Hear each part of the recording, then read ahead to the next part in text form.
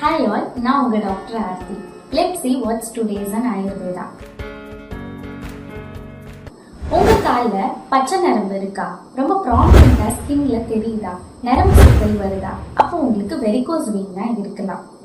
இந்த varicose vein எதனால வருதுன்னா, நம்ம கால்ல மெயின் 2 வெயின்ஸ் இருக்கு. இந்த 2 வெயின்ல ஏதாவது டிஃபெக்ட் ஆனா வரும். அதாவது அந்த valve defect. So back flow of blood towards heart ஒழுங்கா போகாம இருந்ததுன்னா அந்த பிளட் ஃப்ளோ அங்கேயே தங்கி நமக்கு அந்த வெயின்ஸ் எல்லாம் ஸ்வெல்லிங் ஆகி நமக்கு ஸ்கின் வெள்ள வழியா ப்ராமினெண்டா தெரியும். இது லாங் ஸ்டாண்டிங் கேசஸ்ல வரும், ஒபிசிட்டி பர்சன்ஸ்க்கு வரும், அண்ட் பிரெக்னன்சியில் 3rd ட்ரைமஸ்டர்ல இது நார்மலி வரதுதான். இதுல என்ன சிம்டம்ஸ் வரும்னா, சில பேருக்கு கால் ரொம்ப வீக்கமாயிடும்.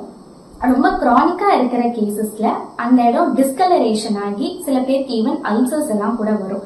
ஸோ ஸ்டார்டிங்கே பார்த்து இதுக்கு ட்ரீட்மெண்ட் பண்றது ரொம்ப நல்லது.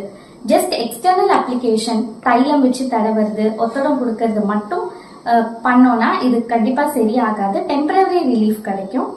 பட் நம்ம உள்ள இருக்கிற அந்த பிளட் ஃப்ளோ, அந்த வால்வ் ரிப்பேரை நம்ம கரெக்டா அதை பண்ணணும். இதுக்கு ஹோம் ரெமெடிஸ் என்னன்னு பாத்தீங்கன்னா, ஒரு 2-3 பில்லோஸ் வச்சு காலை கொஞ்சம் ஹைட்டா வச்சுட்டா உங்களுக்கு கொஞ்சம் அந்த ஸ்வெல்லிங் கம்மியாகும். ரொம்ப நேரம் ஒரே இடத்துலயே நிக்காம வாக்கிங் போறது பண்ணும்போது அந்த பிளட் சர்க்குலேஷன் கொஞ்சம் நல்லா டெவலப் ஆகும்.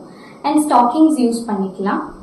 கொஞ்சம் லெக் எக்ஸசைஸ் எல்லாம் பண்ணணும். ரொம்ப பெயின் அந்த மாதிரி இருக்கும்போது கொஞ்சம் பெயின் ரிலீஃப் ஆயில் ஏதாவது யூஸ் பண்ணி லைட்டா மசாஜ் கொடுத்து எருக்க இலையை லைட்டா சூடு பண்ணி அந்த இடத்துல ஒத்தடம் கொடுக்கும்போது swelling and pain temporary relief ஆகும்.